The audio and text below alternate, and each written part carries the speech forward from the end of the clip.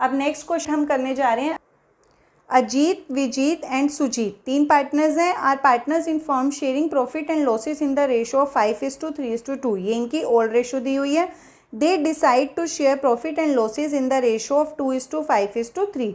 इन्होंने ratio change कर ली with effect from 1 April 2023। Land bracket में दिया हैविंग बुक वैल्यू ऑफ ₹1,00,000, जिसकी बुक वैल्यू जो आपने मतलब बैलेंस शीट में लगाई हुई है 1,00,000 rupees, was found under valued bye 2,50,000। उसकी वैल्यू क्या हुई, कम पाई गई 2,50,000 से। And stock having book value of ₹4,00,000, आपने अपनी बुक्स में लगाई हुई है 4,00,000 रुपीज़ की, was found over valued bye 3,00,000, और उसका प्राइस ज़्यादा पाया गया 3,00,000 रुपीज़ से। Pass the necessary adjusting entry without affecting the existing book value. अब देखो, हमें जो इंपॉर्टेंट इन्फॉर्मेशन थी वो लैंड और स्टॉक के बारे में थी। मैंने यहाँ नोट डाउन कर लिया। देखो, लैंड का बुक प्राइस का मतलब क्या था कि हमने बैलेंस शीट में क्या रखा हुआ है 1,00,000। और सबसे पहली बात थी कि आपको क्वेश्चन में नीचे क्या बोला है, एडजस्टमेंट एंट्री बोला है। जैसे आपको लास्ट क्वेश्चन 27 में बोला था, मैंने वही कॉन्सेप्ट डिलीट नहीं करा है, यहाँ पर एज इट इज लिखा रह गया।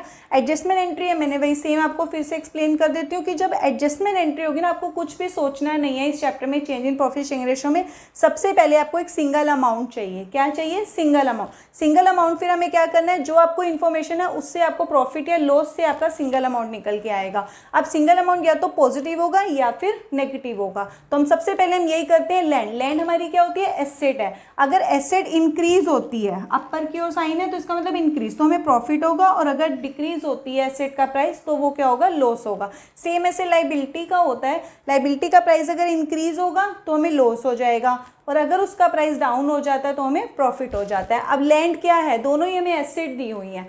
लैंड क्या है, book value 1,00,000, was found under valued. Under valued का मतलब है कि आपका जो इसका लैंड का प्राइस है ना, बाय वर्ड है। सबसे पहली बात क्या दिया है, बाय वर्ड, तो आपको एज इट इज अमाउंट लेना है। उसका प्राइस अंडर वैल्यूड मतलब कम पाया गया है। मार्केट में 2,50,000 से उसका प्राइस क्या है, कम पाया गया। इसका मतलब आपने क्या लगा रखा है, उसको कम लगाया, तो आप उसको क्या, जब किसी का प्राइस कम पाएगा तो हम उसको क्या कर देंगे, इंक्रीज कर देंगे, बढ़ा देंगे। तो लैंड का प्राइस क्या है, हम बढ़ा देंगे तो हमें क्या हो जाएगा, प्रॉफिट हो जाएगा। क्या हो जाएगा, प्रॉफिट। तो हम यहाँ पे साइड में लिख लेते हैं एक सिंगल अमाउंट निकालने के लिए, प्रॉफिट ऑन लैंड।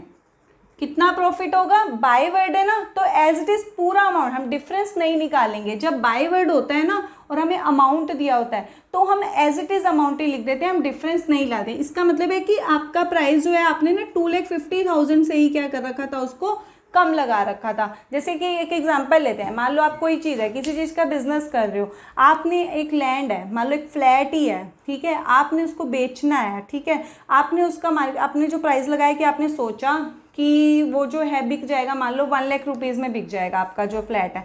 लेकिन जब बाहर मार्केट में इसका रेट लगाने गए तो पता लगा कि उसकी तो प्राइस क्या हो गया, 3,00,000 रुपए में बिक रहा है। तो आपको क्या पता चला कि आपने क्या हुआ कि आपने अपने उसका बिल्डिंग का जो फ्लैट का प्राइस है कम लगा रखा था। जब अंडर वैल्यूड होती है तो उसको हम क्या कर देते हैं, उसको बढ़ा देते हैं। सेम ऐसे ही ओवर वैल्यूड होता है, जब प्राइस आपने किसी का ज़्यादा लगाया हो, ज़्यादा पाया गया, तो उसको हम क्या कर देंगे, कम कर देंगे। तो अब क्या कर देंगे, प्रॉफिट हो गया लैंड पे, क्योंकि उसका प्राइस कम पाया गया तो हमने बढ़ा दिया, तो ये क्या हो गया, प्रॉफिट हो गया। प्रॉफिट क्या होता है, प्लस में होता है।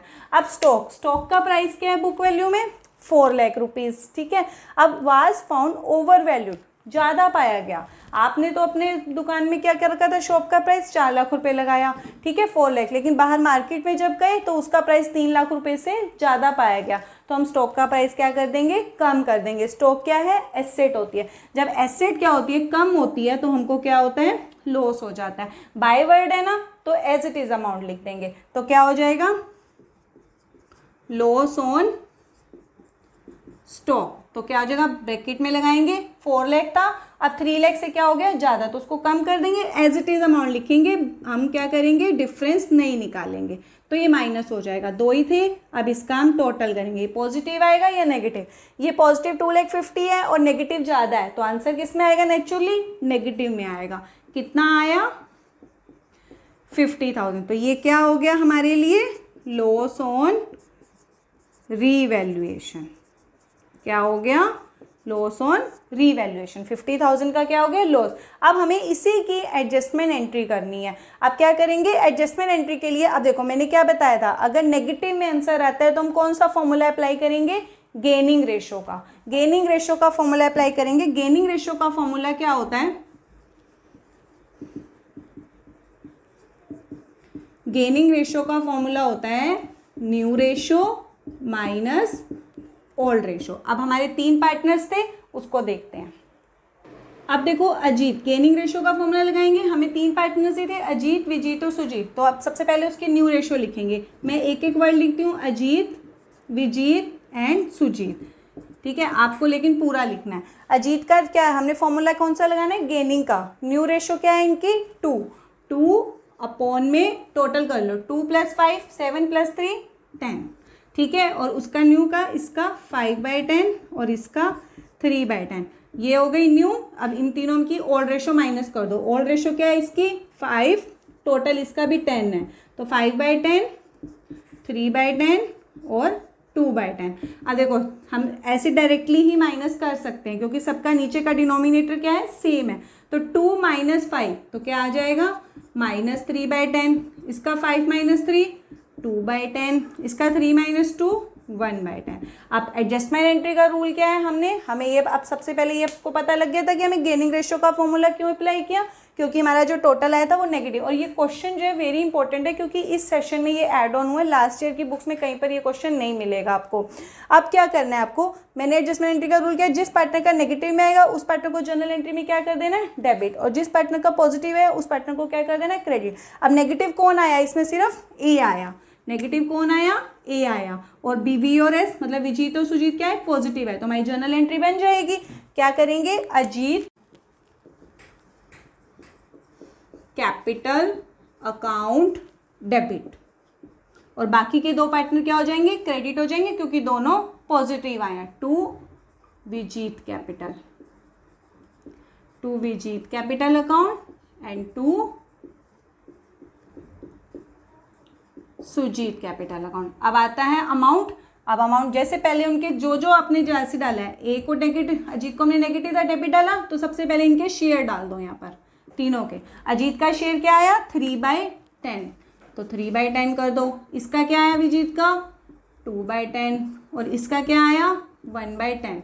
अब इनको कैसे हमें अमाउंट डालना है, किसकी एंट्री करनी थी हमें, जो हमने एक सिंगल अमाउंट निकाला था। सिंगल अमाउंट क्या था, 50,000।